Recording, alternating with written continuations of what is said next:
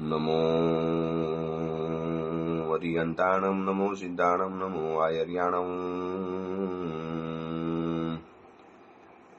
नमो वज्रायाणं नमो लोये सौवसावणं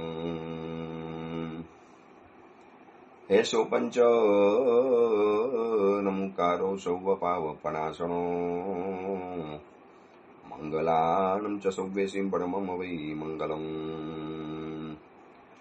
मंगलम भगवान वीरो मंगलम गौतम प्रभु मंगलम स्थूलभद्राद्या जैन धर्मोस्तु मंगलम। પ્રવચનનો વિષય છે એક પુણ્ય પુરુષની પરાક્રમ કથા. પ્રભુ વિદના સમયમાં બનેલી આ સત્ય કથા સાહસ કથા આવતી 24મી દેવતીર્થકૃત નામે 22મા તીર્થંકર થનારા વીર પુરુષ અંબર ક્ષત્રિયની આ કથા એક તીર્થંકરના આત્માને જ્યારે જીવનમાં સ્ટ્રગલ ભોગવવી પડતી હોય, મુશ્કેલીઓનો સામનો કરવો પડતો હોય, એમને પણ સંપત્તિ માટે, ઈચ્છાઓની પૂર્તિ માટે જો આટલી બધી દોડધામ કરવી પડતી હોય તો આ સંસારની અંદરમાં મને અને તમને આવનારી જે વિટંબણાઓ, તકલીફ, मुश्किली, कुछ न कुछ दिक्कत, तो इसमें कोई शिकायत करने की जरूरत नहीं या ज्यादा सोचने की जरूरत नहीं।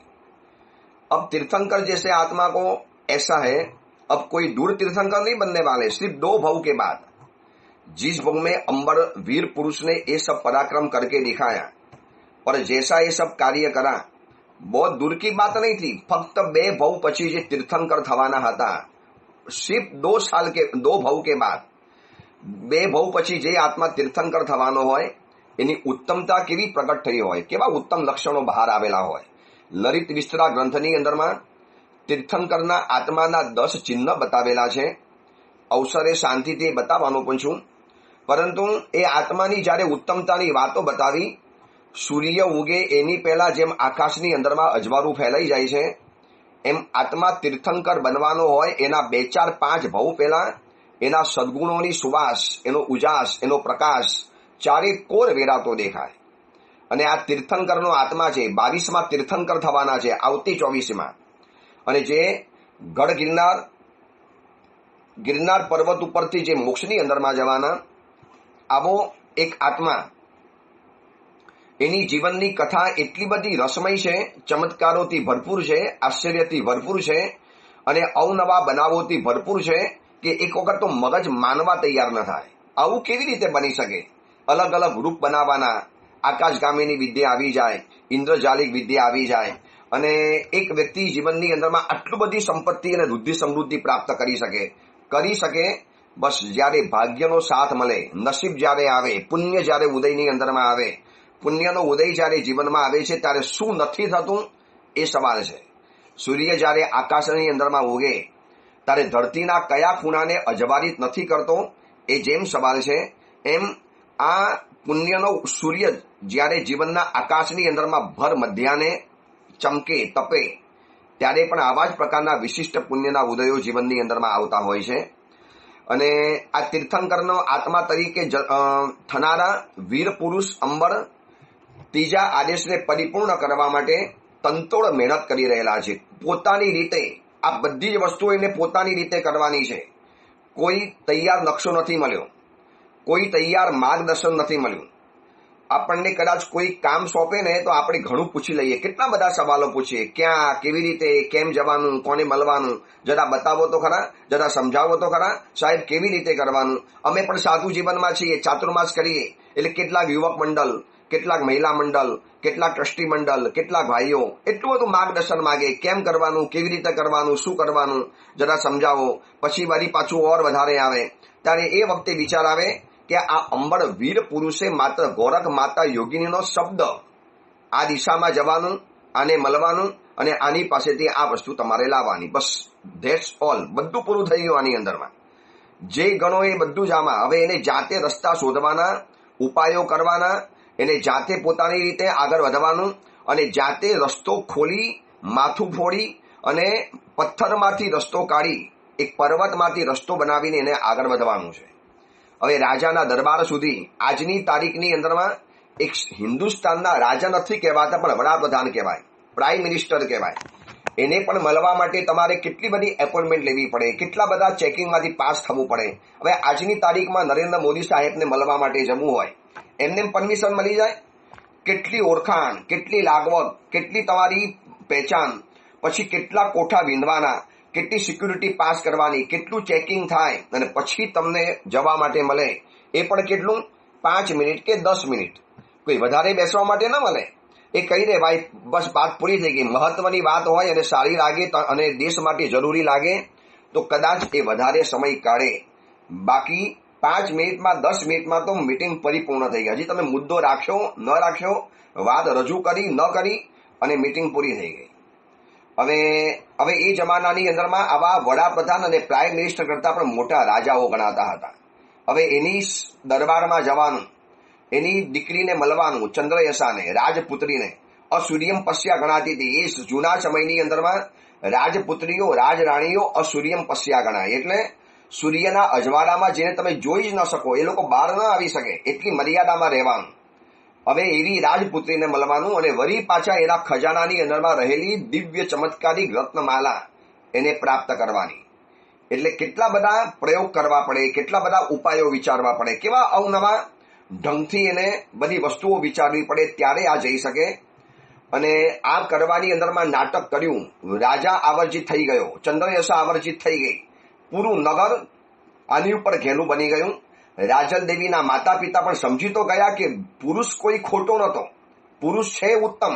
અને એમાં જયારે રાજલ દેવીએ એક એંગલથી જયારે વાત બતાવી કે માં હમણાં હું એની સાથે નાચી, એ વાત છોડો, પણ શું તમને આ વ્યક્તિ ગમ્યો નથી?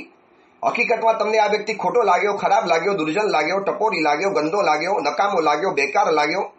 માં, જે વ્યક્તિ પોતાની મહેનતથી આટલા કરોડો રૂપિયા જેટલી ભેદ સોગાદ મળી હોય અને સમાજના માણસોને વેચી શકતો હોય, એક નયો પૈસો પોતાની પાસે રાખ્યા વગર, जबकि ये तो ये नगर में नया आया है, शायद रहना है तो उसको घर भी चाहिएगा, शायद रहना है तो कपड़े वगैरह लाने पड़ेंगे. એકલો માણસ છે, કદાચ કોણ છે હું તો બહુ જાજી જાણતી નથી, પણ એના જે સદગુણ, એની જે મર્યાદા, એના જે સંસ્કાર, એની જે સૌજન્યતા, બસ આ જોઈને હું તો આવર્જિત બની ગઈ છું. માં, દીકરી શું માટે વધારે મારાથી બોલાતું નથી. હું સામેથી કહી દઉં છું કે આ લગ્ન અગર મારા કરાવવા માટે માગો તો હું આ પુરુષ સિવાય, આ ઉત્તમ વીર પુરુષ સિવાય હવે જીવનમાં લગ્ન નથી કરવાની. વાત પૂરી થઈ ગઈ. માતા પિતાને ઠપકાને સાંભળીને પણ એને પોતાની વાત તો રજૂ કરી દીધી. અને એક વાત સમજી રાખજો, સૌંદર્યનું આકર્ષણ હંમેશા થોડા સમય પૂરતું જ રહેતું હોય છે.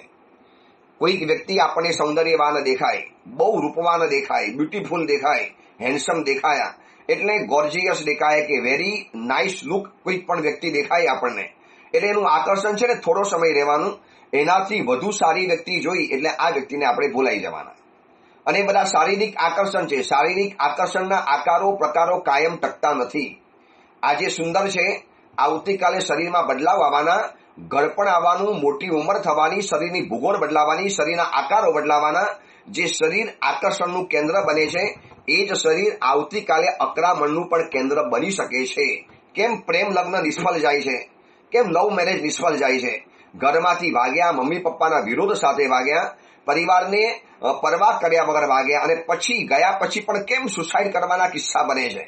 માત્ર લગ્નનો 1 વર્ષ થયું છે, પ્રેમ લગ્નને, લવ મેરેજને આટલી જગતની સામે પડી અને જે વ્યક્તિએ લગ્ન કર્યા એ વ્યક્તિ કેમ હતાશ થઈને આપઘાત કરી દેતી હોય છે? કેમ જીવનમાંથી નીકળી જતા હોય છે? બસ એ બધા આકર્ષણો ક્ષણિક છે. સૌંદર્ય, રૂપ અથવા તો સંપત્તિ, આ બધાનું બાહ્ય આકર્ષણ માત્ર ક્ષણ પૂરતું રહે છે, થોડા સમય પૂરતું હોય છે. હકીકતમાં કાયમી આકર્ષણ વ્યક્તિના સદગુણનું હોય છે. સદગુણ જીવનની અંદરમાં દેખાય. એક નાનકડી કથા આવે છે. રાજાના દરબારની અંદરમાં રાજા બેઠેલા, મંત્રી બેઠા હતા. રાજા એક કારણવશાત દિવ્ય દરબાર ભરેલો છે, આખો દરબાર ભરેલો છે. નગરના સર્વ માણસોને નાનામાંથી નાના લગાવી, મોટાથી મોટા લગાવી, બધાની એક જનરલ સભા, જનરલ મીટિંગ બોલાવેલી હતી, સામાન્ય સભા બોલાવેલી હતી. અને એની અંદરમાં રાજાએ જોયું કે એકદમ સુઘડ, સ્વચ્છ, બહુ સરસ મજાનો બહારથી દેખાતો, કિંમતી હીરા માણેક મોતીને પહેરેલો, સુંદર સ્વચ્છ વસ્તુની અંદરમાં એક બહુ સુંદર દેખાતો, જેની પ્રતિભા બહુ સરસ દેખાતી હતી, એવી એક વ્યક્તિને આવતી જોઈ રાજાને લાગ્યું કે બહુ મોટી મહાન વ્યક્તિ લાગે છે. એટલે રાજા સ્વયં એ સુંદર વસ્ત્ર પહેરેલા, સરસ દેખાતા, સુઘડ દેખાતા, બહુ યુનિક અને અલગ દેખાતા એ વ્યક્તિને રાજા સ્વયં લેવા માટે ગયા દરવાજા સુધી. એને હાથ પકડીને લઈ આવ્યા, એને સિંહાસન ઉપર બેસાડ્યા અને બધી વાતોચીતો કરી. થોડાક સમય પછી એ જ દરવાજામાંથી એક સાવ સામાન્ય દેખાતો ભલો ઇન્સાન, સિમ્પલ કપડા, સિમ્પલ દેખાવ, બહુ સામાન્ય દેખાતો માણસ એ પણ આવ્યો. રાજાની સામે એને ઝૂક્યો, નમસ્કાર કર્યા. રાજાએ બહુ એટલો બધો ભાવ પણ ના આપ્યો. ઠીક છે, સામાન્ય. વાત પતી ગઈ. સભા આખી પૂરી થઈ ગઈ. સભાની અંદરમાં જે પણ ચર્ચા વિચારણા કરવાની હતી થઈ ગઈ. બધી વાતોની વિચારણા પતી ગઈ. હવે જ્યારે સભામાંથી જવાનો વારો આવ્યો બધાને બહાર નીકળવાનો, એટલે જેને લેવા માટે ગયેલો હતો ને રાજા, એ વ્યક્તિ રાજા પાસે આવ્યો. એને એમ કે રાજા મને છોડવા માટે પણ આવશે. આવતી વખતે જયારે રાજાએ આટલું બધું માન આપ્યું છે તો જતી વખતે તો માન આપે, બિલકુલ આપે. હું સભાની અંદરમાં બેઠો છું, મને સિંહાસન ઉપર બેસાડેલો છે, છતાં પણ જયારે આવ્યો, અભિવાદન કર્યું. साहब मैं जा रहा हूं. ठीक है भैया, आप जाइए, आप जा सकते हो, आपको जाना तो जा सकते हो. अभी मीटिंग अपनी सभा परिपूर्ण हो गई. અને બધાની જેમ ઓલો સામાન્ય ઇન્સાન, બિલકુલ સામાન્ય કપડા, એ જયારે આવ્યો, રાજાએ એનો હાથ પકડી લીધો. બે હાથમાં બે હાથ પકડી લીધા. તમે તો અમારા નગરની શોભા છો, બહુ સરસ માણસ છો. અને એમ વાતો કરતા કરતા કરતા રાજા છેક એને દરવાજા સુધી વરાવવા માટે ગયા. આ વાત તો પતી ગઈ. मंत्री पूछू राजा ने कोई बात समझ में नहीं आई. आप जिसको लेने के लिए गए थे उसको छोड़ने नहीं गए, और आते समय जिसको आपने बिल्कुल भाव नहीं दिया था, जिसके सामने आपने देखा भी नहीं था, शायद उसकी आपने परवाह भी नहीं करी थी. समझो एक प्रकार की उपेक्षा. ठीक है, आया और सामान्य इंसान, और उस व्यक्ति को क्या आपने समझा, क्या देखा, क्या परखा इसके अंदर, और आप दरवाजे तक उसको छोड़ने के लिए गए. जिसके सामने नहीं देखा था उनको छोड़ने गए, जिसको लेने के लिए गए थे उनको बिल्कुल सामान्य से आपने विदा कर लिया. राजन समझ में नहीं आया. राजाए ए वखते मंत्री ने बहु सरस मजानी बात करी कि मंत्रीश्वर, આજે મારા જીવનનો બહુ મોટો મેં ભેદ જાણ્યો, બહુ મોટું રહસ્ય જાણ્યું. આવે છે ત્યારે સ્વાગત સંપત્તિનું હોય છે, પરંતુ જાય છે ત્યારે સ્વાગત સદગુણોનું હોય છે. મંત્રીશ્વર બોલે કે રાજન સમજ में नहीं आया, थोड़ी खुलासा करो. देखो, કોઈ પણ વ્યક્તિ આપણી નજીકની અંદરમાં આવે એટલે પહેલા આપણને એની સંપત્તિનો, એની રૂપની સંપત્તિ, એની પાસે શ્રીમંતાઈની સંપત્તિ, એની પાસે સુંદર મજાના વસ્તુઓની સંપત્તિ, પરફ્યુમ છાંટ્યું હોય, મોંઘા આભરણ પહેર્યા હોય, સરસ મજાના કપડાં પહેર્યા હોય, સરસ મજાની સેલિબ્રિટી જેવો દેખાતો હોય, સુંદર દેખાવ હોય, રૂપવાન દેખાતો હોય, એટલે એ વ્યક્તિ તરફ આપણું ધ્યાન વધારે જાય. એટલે એમ લાગે કે આ વ્યક્તિ કંઈક સારો છે, સરસ છે, વીઆઈપી છે, કંઈક મોટો છે, કંઈક સારો માણસ છે. પરંતુ આવે ત્યારે સ્વાગત સંપત્તિનું છે. સભાની અંદરમાં જે વ્યક્તિનું લેવા માટે ગયેલો હતો એ વ્યક્તિનો સભામાં બેસવાનો વિવેક, એનો અવિવેક, એનો અવિનય, એનું અનૌચિત્ય, વાત રજૂ કરવાની કોઈ ઢંગધડા નહીં. અને જે રીતે એનું મેનસ વગેરે મેં જોયા, લાગ્યું કે ભાઈ હું થાપ ખાઈ ગયો. આટલા મોટા માણસને લેવા માટે ગયો, ચલો સારો માણસ છે, નગરનો મોટો માણસ છે, લેવા માટે જાઉં. પરંતુ આવે એટલે મને એની સંપત્તિથી આકર્ષણ થયું. એટલે લાગ્યું કે સંપત્તિ છે એટલે વ્યક્તિ સદગુણી હોવો જોઈએ. અને જેની તરફ મારી નજર પણ નથી ગઈ, પણ એ વ્યક્તિનો જે વિનય, વિવેક, બેસવાની જે એની મર્યાદા, જે રીતે વાત કરતો હતો, જે રીતે સંયમ અને સંકોચ સાથે એને જે મુદ્દા રજૂ કર્યા, મને લાગ્યું કે ખરેખર વ્યક્તિ સારો તો આ છે. એટલે મંત્રીશ્વર, આજે મને જીવનમાં શીખવા માટે મળ્યું છે, આવે ત્યારે સ્વાગત હંમેશા સંપત્તિનું થશે. પહેલી નજરમાં માણસને સંપત્તિવાન ગમશે, પરંતુ જેમ જેમ નજીકમાં જશે, પરિચયની અંદરમાં આવશે, જેમ જેમ એની સાથે વધુમાં વધુ ઊંડો ઉતરતો જશે, ત્યારે એના સદવ્યવહાર, એનો સદગુણ, એની સૌજન્યતા, એનો સુવિવેક, આ બધા તરફ આપણને વધારે આકર્ષણ થાય. અને સંપત્તિવાન વ્યક્તિનો અવિવેક જોયા પછી મારો એની ઉપરથી ભાવ ઉતરી ગયો, અને સામાન્ય એવા વ્યક્તિના સૌજન્ય જોયા પછી મને એની ઉપર ભાવ વધી ગયો. એટલે હું તમને કહેવા માટે માંગુ છું કે આવે છે ત્યારે સ્વાગત સંપત્તિનું હોય છે, અને વ્યક્તિ જ્યારે જાય છે ત્યારે સ્વાગત સદગુણનું હોય છે. એક કરોડપતિ વ્યક્તિને આપણે મળશું ને એટલે આપણે શું લાગશે, ભાઈ કરોડપતિ છે, એટલે પૈસાવાન શ્રીમંતવાન એટલે સારો જ હશે, પણ એની અસભ્યતાને જોયા પછી આપણને લાગ્યું કે યાર આ પૈસાવાળો છે, પણ આવો માણસ, અને એની સામે એક સામાન્ય માણસ જોયો, બહુ મધ્યમ માણસ, એકદમ જાણે કે સામાન્ય માણસ છે, અને એ વ્યક્તિની જે સદગુણતા તમે જોઈ, સદગુણ જોયા પછી દિલમાં કાયમી આકર્ષણ સંપત્તિનું નહીં રહે, દિલમાં કાયમી આકર્ષણ આપણને સદવ્યવહારનું અને સદગુણનું રહેશે. એ વ્યક્તિએ જે આપણી સાથે કરેલો વ્યવહાર, એ વ્યક્તિએ આપણી સાથે કરેલી જે ઉચિતતા, અને આ જોયા પછી દિલમાં એટલો બધો આનંદ થશે, વાહ કેવો સરસ માણસ, કેવો એનો સુંદર મજાનો વ્યવહાર. સૌંદર્ય ભૂલાઈ જવાનું, આવતીકાલે સૌંદર્ય મટી પણ જવાનું, સૌંદર્ય બદલાઈ પણ જવાનું છે, પરંતુ એની સાથે સદગુણો કાયમ માટે રહેવાના, કાયમ માટે જિંદગીમાં ઘર કરી જવાના. બસ આ વાત એ જ છે કે અંબડ વીર પુરુષનું જે આ એક સતચરિત્ર જોયું, રાજલ દેવીના માતા પિતા પણ એનાથી ઇમ્પ્રેસ તો થઈ ગયેલા હતા, પ્રભાવિત તો થયેલા હતા, અને દીકરીની જ્યારે વાત સાંભળી, ઠીક છે બેટા વિચારીશું. અને આ બાજુ રાજલ દેવી સંધ્યાના સમયમાં રોજના સમય પ્રમાણે ચંદ્રયશા રાજકુંવરીની પાસે ગઈ, જે રોજ જતી હતી એવી રીતે એનો રોજનો સમય હતો, અને રોજ સાંજે બંને સખીઓ મળતી હતી, અને ચંદ્રયશાને ખબર હતી કે જેમ મારા માતા પિતાએ મને પૂછ્યું છે એમ ચંદ્રયશા પણ મને પૂછશે જ, કે તું નાચતી હતી ઓલા અજાણ્યા પુરુષની સાથે, તું મંત્રીની પુત્રી, શું છે એવું, કેમ થયું છે? કદાચ એનો પૂછવાનો લહેકો અલગ હશે. માતા પિતાએ ઠપકાની ભાષામાં વાત કરી, આ જાણવાની વાત કરશે, અને ગઈ હજી જેવું અભિવાદન કર્યું એની પહેલા, અરે કોણ હતો એ પુરુષ, કોણ છે વીર પુરુષ, તું એની સાથે નાચવા બેસી ગઈ, તું ક્યારથી ઓળખે, તું કેવી રીતે ઓળખે, તને ક્યાં મળ્યો, તમે કેવી રીતે પરિચયમાં આવ્યા, અને આટલા ઊંડા પરિચયમાં કેવી રીતે આવી ગઈ, તું એની સ્ટેજ ઉપર વિશ્વાસથી નાચતી હતી, તું કેટલા વિશ્વાસની સાથે, કેટલા સ્નેહ સાથે એ જે કે તું કરવા તૈયાર થતી હતી, કેવી રીતે એક સાથે સેંકડો સવાલોની ઝડી વરસાવી દીધી. ચંદ્રયશાની સામે હસતા હસતા રાજલ કહે છે કે સખી મને ખબર હતી કે હું આવીશ એટલે તારા આ જ શબ્દો હશે, તારા આ જ સવાલો હશે, અને સાંભળ હું તને બધી વાત, તું મારી અંતરંગ સખી છે, તારાથી કશું જ નહીં છુપાવું, પણ એક વાત કરું, દુનિયામાં હજારો પુરુષો આપણે જોઈ લીધા છે, આપણે આ નગરની અંદરના અને ગામના કેટલાય પુરુષોને મળ્યા, કેટલાય પુરુષો આપણા પરિચયની અંદરમાં આવ્યા.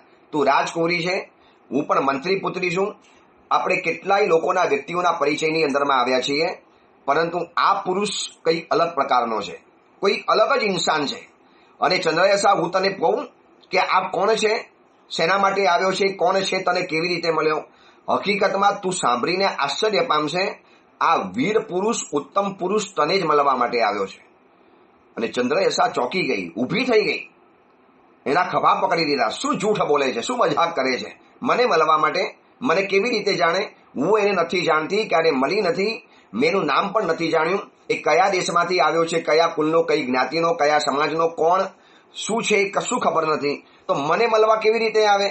સખી ખોટું નહીં કહું, તું મારી અંતરંગ સખી છે, તું મારી વાત સાંભળ, હકીકતમાં એ તને જ મળવા માટે આવ્યો છે, તને જ મળવા માટે માગે છે, અને તારા માટે જ કંઈક કામ માટે એ આવેલો છે. શું કામ માટે આવ્યો છે તો મને નથી બતાવ્યું, તને ખબર કેવી રીતે પડી કે મને મળવા માટે આવ્યો છે?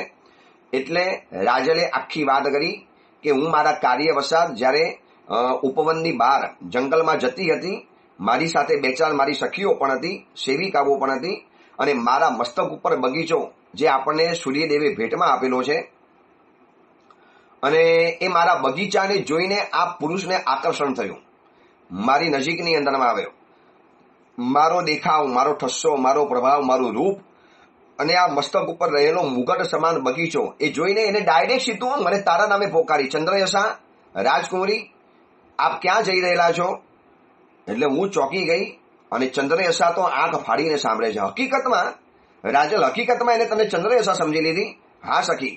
અને પછી મેં એને હસતા હસતા કીધું કે ભાઈ અજાણ્યા પુરુષ, તમે કોઈ પણ સ્ત્રીને તમે ચંદ્રયશા માની લેશો, એ અમારી નગરની રાજપુત્રી છે, કે જે તે રસ્તા ઉપર ક્યારેય ફરી ન શકે, ગમે ત્યારે મળી ન શકે, પણ તમે મને ચંદ્રયશા કેવી રીતે માની લીધી, કેવી રીતે ધારી લીધી? અને આ બધાના વચની અંદરમાં એક રૂપવાન સ્ત્રીને જોયા પછી પુરુષોની આંખની અંદરમાં કેવા ભાવો આવતા હોય છે એ આપણને ખબર છે. એક સુંદર મજાની સ્ત્રીને જોયા પછી, કોઈ પણ સામાન્ય પુરુષ એક અધિક રૂપવાન સ્ત્રીને જોયા પછી એના મનની અંદરમાં કેવા વિકારો ઉભા થતા હોય છે એ આપણે સ્ત્રીઓ ક્યાં અજાણી છીએ. પણ આ પુરુષનો એક વિવેક, એનું ઔચિત્ય, એના જે સદવ્યવહાર, એની સૌજન્યતા, એની જે સુશીલતા, અને વધુમાં તો સ્ત્રીઓની સાથે દાક્ષિણ્ય પુણ્ય જે વાત કરવાની વાત, આની સાથે આપણે રાતના 12 વાગે એકલા હોઈએ તો પણ આપણને સ્ત્રી હોવાનો ડર ન લાગે, એવો આ પુરુષ છે. અને ચંદ્રયશા સ્તબ્ધ બની ગઈ. આવો પુરુષ અને મને મળવા માટે માગે, મને મળવા માટે આવ્યો છે, પણ કોને મોકલ્યો, શેના કારણે મોકલ્યો, મને ખબર નથી આ પુરુષ કોણ છે. અને ચંદ્રયશાએ જયારે આખી વાત કરી કે એને મને પૂછ્યું કે મેં તમને ચંદ્રયશાએ એટલા માટે ધારી લીધા કે આ તમારો બગીચો અને આવી શોભા અને આવો બગીચો જેના મસ્તક ઉપર હોય એ કે સામાન્ય સ્ત્રી તો ન હોય, એ વિશિષ્ટ સ્ત્રી હોય.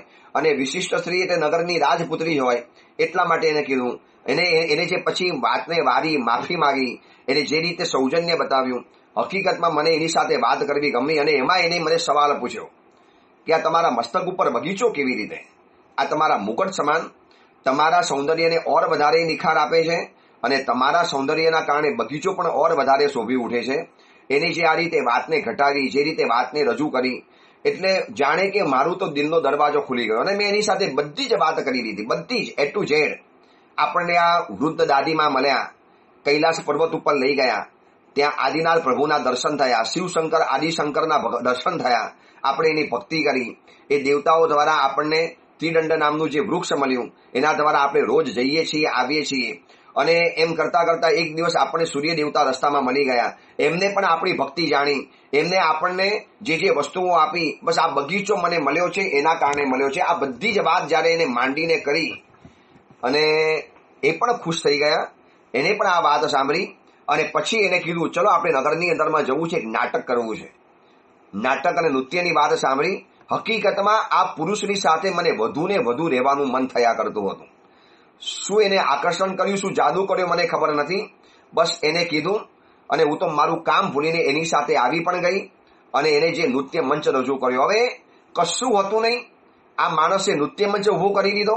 પખવાજ, વીણા, મંજીરા, ઝાંઝર, પાયલ, પછી નર્તકીઓ, એના વેશભૂષા, પછી નાટકમાં આવનારા પાત્રો, ડાયલોગ, પછી એના સંવાદ, એના ગીત, આ બધું એને ક્યારે થયું, શું કર્યું, કેવી રીતે કર્યું, હું તો આભી બનીને જોતી રહી ગઈ. અને એક પછી એને જે નાટકના મણકામાં આગળ વધતા ગયા, જે કથા રજૂ કરી, કેટલી અદ્ભુત કથા. એ ગૌરવ યોગીની માતા અને એ ધનગીરી પર્વત, એની ગુફા, અને એને જે વ્યક્તિનું વર્ણન કર્યું એ માના આદેશ, અને એના દ્વારા એને જે જીવનમાં સંપત્તિઓ પ્રાપ્ત થઈ. કોની કથા છે તો આપણને ખબર નથી, પણ ખરેખર મજા આવી ગઈ. આખું નગર કેવું હિલોરે ચડેલું હતું, કેવું પાગલ થઈ ગયેલું હતું.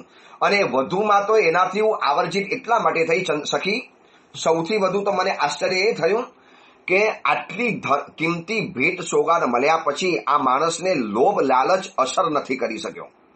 આ માણસને એનું કોઈ આકર્ષણ નથી થયું. અરે આ દુનિયામાં સંપત્તિના માટે તો માણસો ખૂન ખરાબા કરી લે, સંપત્તિ માટે તો માણસ બીજાને ખતમ કરી દેવા તૈયાર થાય. સગા ભાઈ, પોતાના ઉપકારી માતા પિતા, સગા ભાઈ, माँ जड़िया भाई ने पण खत्म કરી દેવા તૈયાર થાય. एक ही माँ के बेटे और वह आपस में लड़ते पैसों के लिए, संपत्ति के लिए. અને આવી કિંમતી સંપત્તિ, હીરા, માણિક, રત્ન, મોતી, કપડા, વસ્ત્ર, આપણે જોયું છે કેટલો મોટો ગંજ ખડકાઈ ગયેલો હતો અને કેવો એને નિષ્કુળવા બનીને વેચી નાખ્યો. લાગે છે કે આ કોઈ રાજવંશી માણસ હોય તો જ આવી ઉદારતા બતાવી શકે.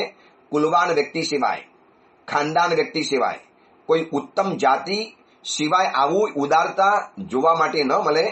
અને એના એ ગુણથી તો એટલી બધી આવર્જિત થઈ ગઈ.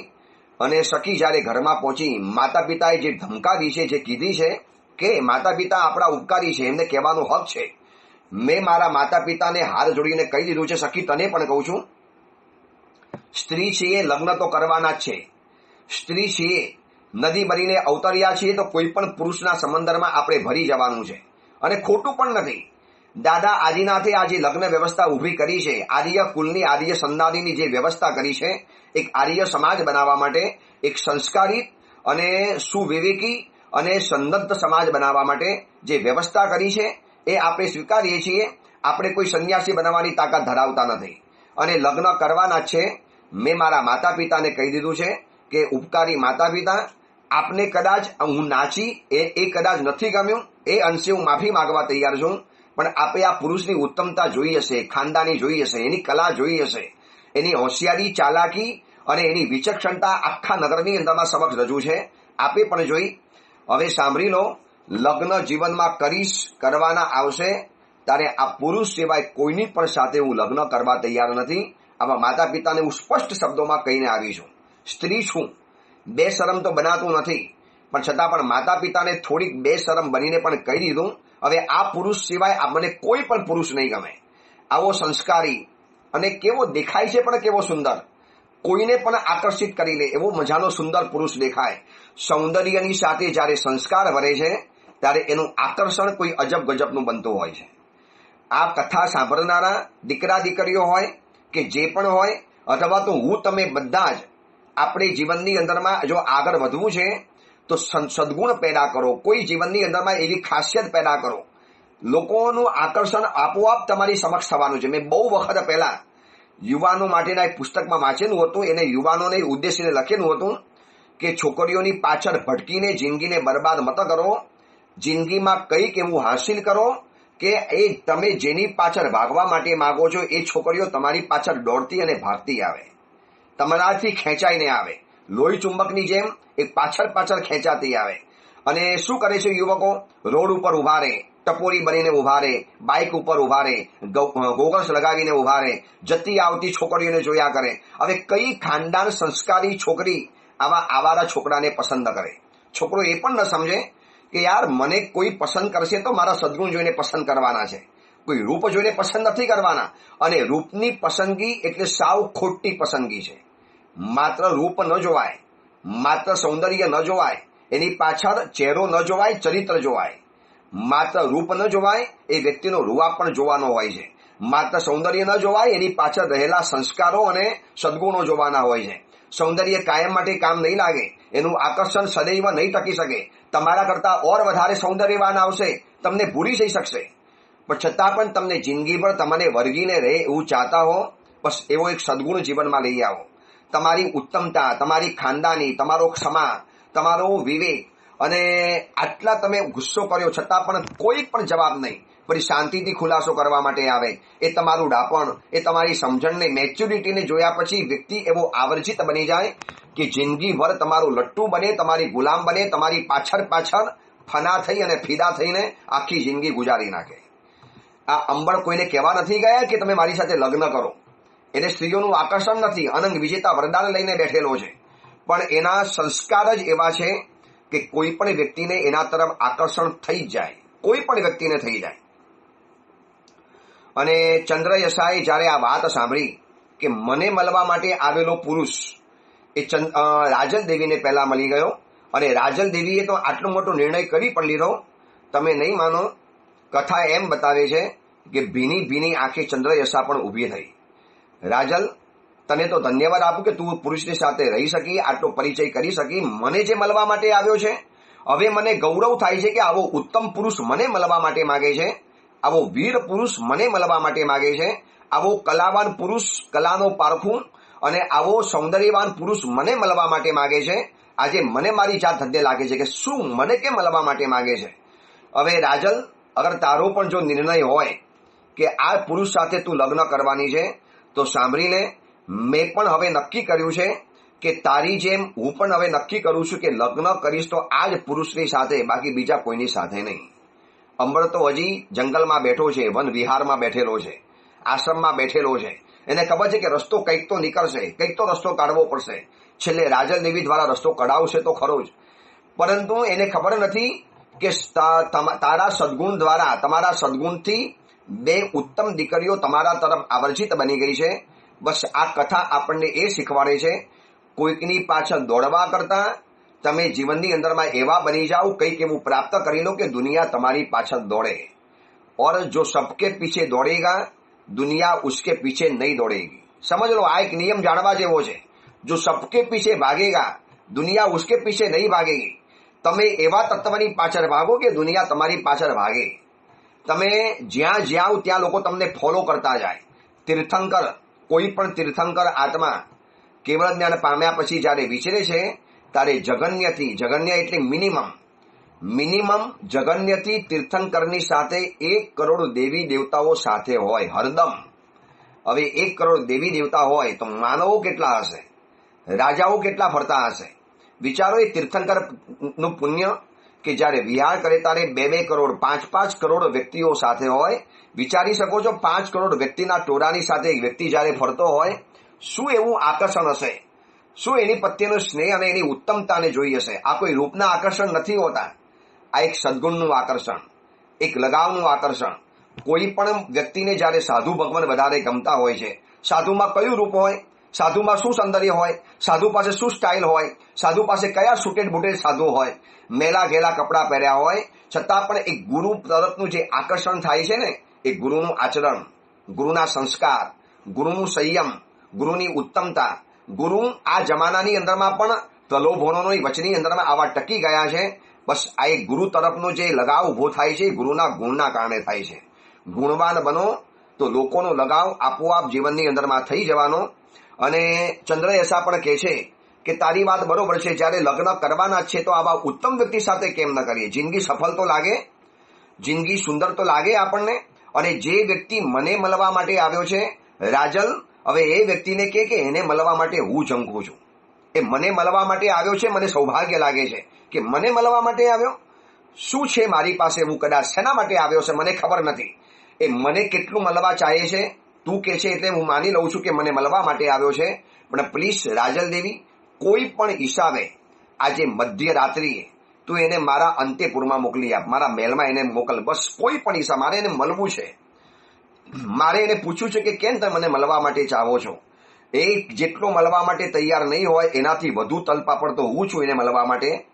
હવે અંબરને ખબર હતી કે આવું કંઈક તો બનવાનું છે, અને રાજલ પોતાની પ્રિય સખીની ઈચ્છા પૂરી ન કરે એવું બને. હવે આમાં કથા આપણને એ જણાવે છે કે એક સ્ત્રી અને બીજી એની સખી બંને જણા જ્યારે એક જ પુરુષની સાથે લગ્ન કરવા માટે માગે છે તો રાજલ દેવીને જેલસી પણ નથી આવી, ઈર્ષા પણ નથી આવી. રાજલ દેવી કદાચ ષડયંત્ર કરી શકે. ચંદ્રયસા હું તો કહેવા માટે ગઈ હતી પણ એ તને મળવા જ નથી માંગતો, એ તો ના પાડી દે છે, ધડ દઈને ના પાડી દે છે, એ તને મળવા નથી માંગતો. આવું બધું છે ને, ઘણું બધું કદાચ રાજલ દેવી કથા બનાવી શકતી હતી. પણ આવી સખી પણ મળવી મુશ્કેલ છે કે ઉલટાની ખુશ થઈ ગઈ. અરે સરસ, આપણે બંને જિંદગી પર સાથે રહી શકશું. તું એક જ પુરુષને ચાહે છે, હું પણ એ પુરુષને ચાહું છું. આવા સંબંધો મળવા, આવા સખી મળવી, આવા મિત્રો મળવા એ પણ નસીબનું કામ છે. અને રાજલ દેવીએ કીધું કે ચોક્કસ તું નિશ્ચિંત બની જા, આજે મધ્યરાત્રિએ તારા શયનખંડની અંદરમાં, તારા મહેલની અંદરમાં આ પુરુષ આવી જશે. અને આ પુરુષની પાસે એવી વિદ્યાઓ છે, એને કોઈ સંમતિ પરમિશનની જરૂર નથી. બસ એ આવી જશે, હું એને શોધીને વાત બતાવી દઉં છું. કશે નહીં હોય, જંગલમાં જશે. એ જ્યાં હતો ત્યાં જ રહેલો હશે, મારો અંતરાત્મા કહે છે. હવે આગળ શું બને છે, કેવી રીતે બને છે, એ કેવી રીતે મોકલે છે, અને કઈ રીતે હજી એને રાજા સુધી પહોંચવાનું છે અને રત્નમાલા લઈને જવાનું છે, એ બધી વાત આપણે આગળ જાણીશું, આવતીકાલે જાણીશું. એ જ મંગલ કામના, મંગલ ભાવના. જીના આજ્ઞા વિરુદ્ધ કાંઈ પણ બોલાયું હોય તો મિચ્છામી દુક્કડમ.